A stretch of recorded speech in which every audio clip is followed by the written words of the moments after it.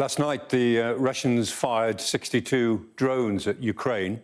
Ukraine say they shot down 40 of them. But the ones that are really hurting today are the two ballistic missiles which the Russians fired up in the northern part in the city of Sumy. Sumy is a city, it's only 18 miles from the border, and these two ballistic missiles hit one area. The reason that two missiles are fired is because that gives you a 98% chance of hitting the target that you're interested in, one missile following the other.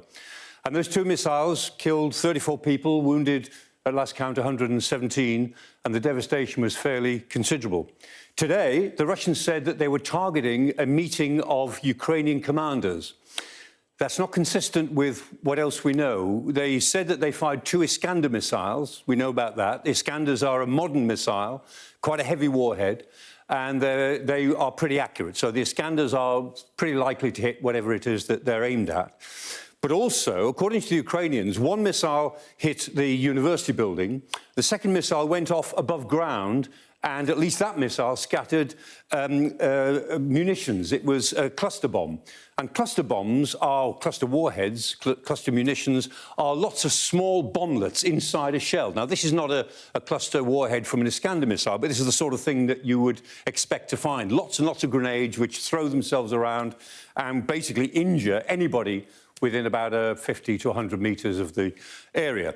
What we can see from the devastation in Sumy is that it's entirely consistent with a cluster bomb attack, and cluster bombs are completely and utterly illegal when they're used in a civilian area. Everyone has condemned it. The Ukrainians have said it was cluster bombs. The American ambassador to Kiev has said, yes, it was a Russian cluster bomb.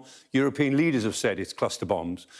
President Zelensky is extremely angry about this. He's made very emotional statements today saying that only scum would do this, to quote his words. And he said to President Trump, you know, come and see this, come and look before you think about your next move in trying to create a truce or a ceasefire with the Russians. Come and see what they do. The Russians say, Peskov, the spokesman from the Kremlin, said we only target military sites. That's our policy. It's obviously not true in this case. And Zelensky is constantly urging President Trump to think about this as you try to take forward this demand that you create some sort of ceasefire. Well, we'll see if President Trump is really listening. All that President Trump has said so far is that he said this, he's told, is a mistake. But it's not clear whether he means it was a mistake for the Russians to try it in the first place, or somehow it's a mistake in targeting. Nobody outside the White House believes this is a mistake in targeting. If it's a mistake that they shouldn't have made in the first place. And we'll see if President Trump is aware of that as the discussions towards a ceasefire go forward.